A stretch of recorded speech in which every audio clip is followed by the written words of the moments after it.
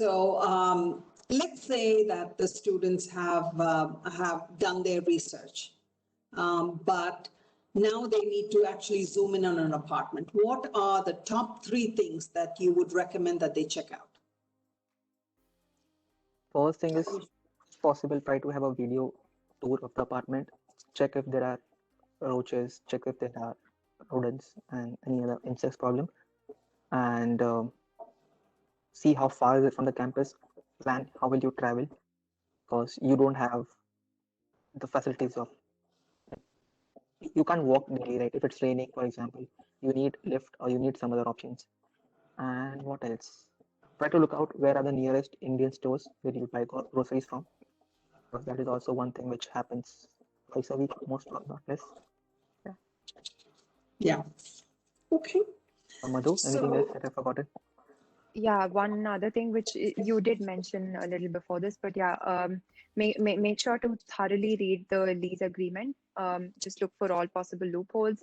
Look for every red flag that's out there. If in case you're not able to go for some odd reason, then make sure you know and you're aware, well aware of what are the repercussions of that. what is your advice to students who are facing the situation where they see that housing is in short supply? Um, they are not sure if they will be able to come to LA for the fall semester. Uh, what would you do in such a situation, Ayush? First thing, houses in a short supply.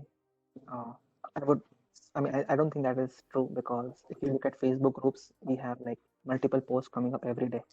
What is possible that the budget does not fall in place, because I also did not get a place in my budget for like 2-3 months, and I was also scared, like where will I stay? But finally, I got a spot and I said yes to it. Coming to the second question, because of the current situation, if I'm not able to fly, it's a gamble, as I said. You need to speak to the management or the people staying over there.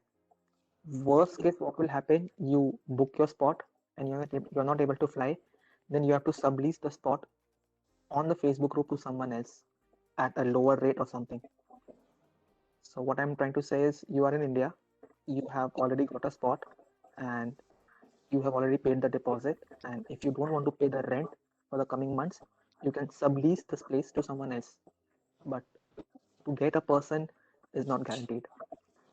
Yeah, I think my advice to all of you would be to talk to the management, understand what the rules are, and see if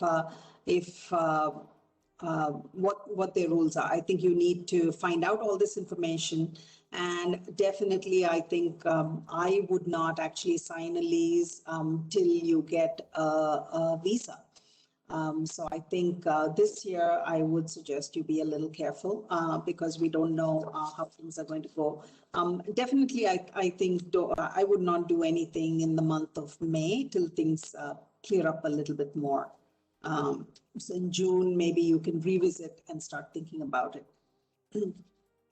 Okay, so so when somebody is looking at their lease, I know you, Madhu, you mentioned that they need to look at it very carefully, but what are the red flags? Yeah, so if you've reached the point where you're signing the lease, I hope you've made sure about the legitimacy of the housing management and the person that you're interacting with. So beyond that, what you're looking for is mainly, especially given the current situation, it is if you break the lease, then what are you up for? Like what do you have to pay to the management, and what really you owe to them? That's one thing. And the other thing to look out for is all of the amenities that are mentioned in the lease agreement. If they match whatever you agreed on, the services that will be available to you. So you might want to check gas, electricity, trash, Wi-Fi, water, which of it is included, which of it is not. All of those will be detailed in the lease agreement, and you want to make sure that you understand that clearly. Another thing to look out for is the term of the lease agreement. And if you plan to transfer the lease at some point for some reason, especially like in the case that Ayush mentioned, if you pay up the deposit and you want to sort of fall back on subleasing the spot if you're not able to go in the fall, then you have to see if subleasing is allowed in the first place. Yeah, yeah, these are the things that I can think of now. Sounds good. Yeah, if you think of anything else, you can just put that in the chat site. Okay.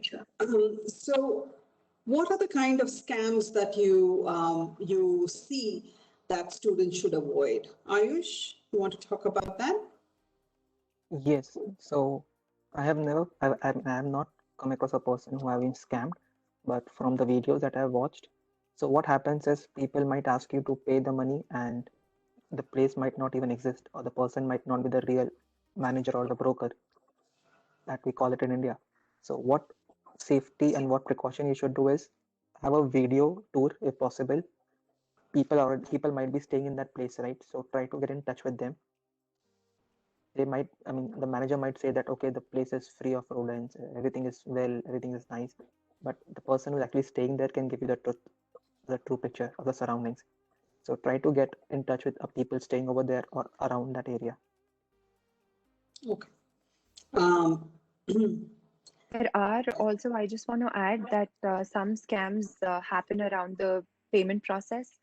So just beware at the time when you're actually transferring money. There are times when I've heard of certain scams. You pay a certain amount of money and they say they'll send the money back to you when they ask you to retransfer a certain amount. And it so happens that they actually don't send back the money and you end up double transferring the money to them. So I've heard of some scams like this.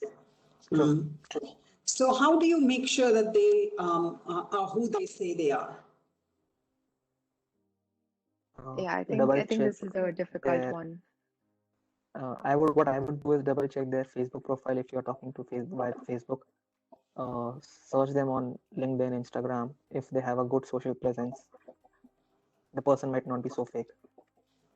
Okay. I mean, I think also if you're sure of the apartment, then you can talk to seniors or residents from the place, and you'll know who the actual lease manager is. So yeah.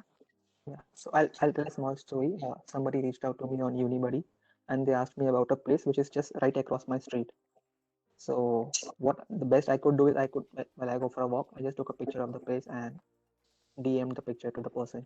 So the person had assurance that okay, this place exists and it is not a fake place. Okay.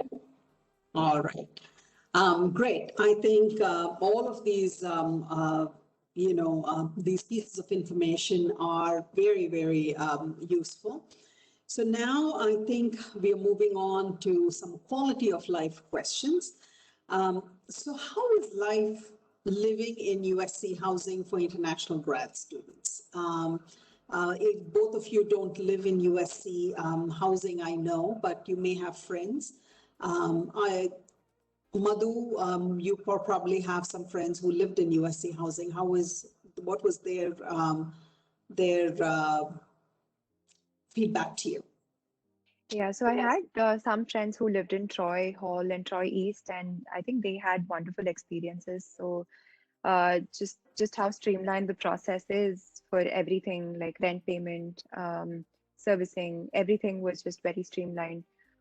Everything sort of was taken care of. We would be struggling to meet ends, pay electricity bills, pay gas bills, talk to the landlord, and each time probably get a cashier's check from Bank of America and go drop that off physically at the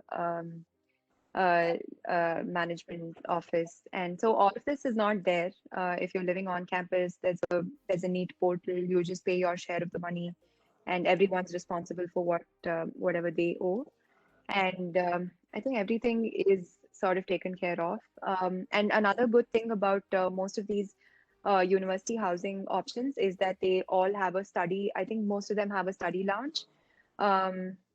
So in case you're not very comfortable at home, you can always use the space in the study lounge. There are also courtyards with fireplaces in Troy, I think, which I've heard, and like I have been there as well. I've visited Troy when my friends stayed there. So So yeah, some of these things were nice, I think. Yeah.